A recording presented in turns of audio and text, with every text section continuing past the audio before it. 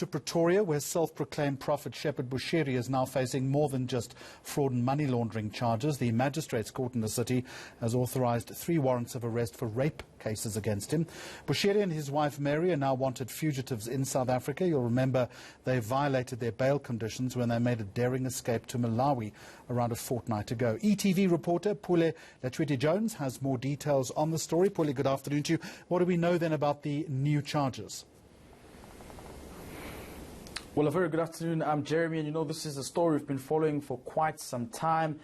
We exclusively broke this in August, where we had spoken to some of the rape victims who alleged that they were, of course, raped by the controversial Malawian preacher. Now, this is Schedule 6 charges and could actually add more clout to the extradition hearings if they do take place. And furthermore, we've spoken to them saying, look, it seems as though this is a step in the right direction, but furthermore, they're hopeful that in terms of the 2 Malawian couple, or rather the Malawian couple being extradited to South Africa and being apprehended and being brought to book may happen sooner than later. But of course, Jeremy, these are just new developments in the story, and it seems as though the victims are happy with what's going on right now.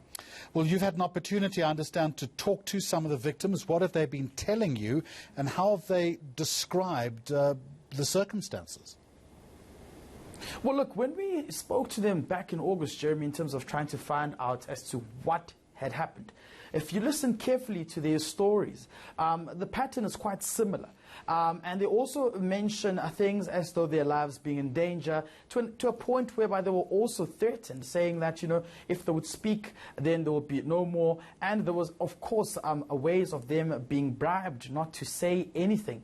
Now, what they are now saying is that this, of course, happened a few years ago. But we've seen, or rather in the information we've received, Jeremy, is that there's also been a latest case that was open now in 2020. So it's also been difficult trying to get all of them, because you try to actually interview them, then they backtrack and say they're scared, then they come forward. But we were fortunate enough to tell their story with the brave victims who came forward, saying that this is what had happened in terms of them being allegedly raped by the Malawian preacher Shepherd Bushiri. And you know, when this of course information was out now and we received it, they were quite happy that at least something has been done, because they're saying that this has happened for quite some time, or rather this happened about 2-3 years ago, and there wasn't any accountability whatsoever. And in the meantime, while all of this is happening in South Africa, Bushiri, of course, remains beyond the reach of the law.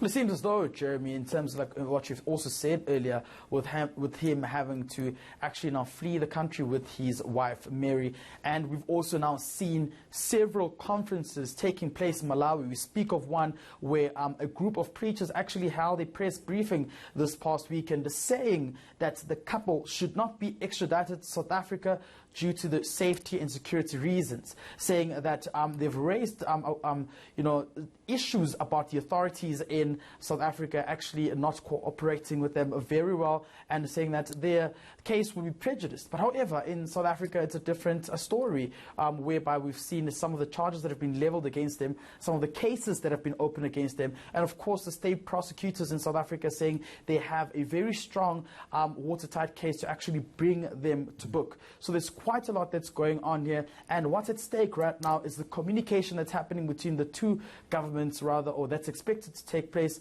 in terms of the extradition process being successful and happening sooner rather than later. But lastly, Jeremy, what we do know is that the lawyers, or rather when we spoke to the legal representatives in Malawi representing the couple, they're saying that, look, we are ready to flex our legal capabilities in terms of protecting our clients and making sure that they will not be extradited. In fact, they're saying they will make sure they push the case until next year to protect their clients and ensure that they're not brought to the South African courts. All right, we'll leave it there for the moment. In Pretoria, Pule Latwiti-Jones, ETV.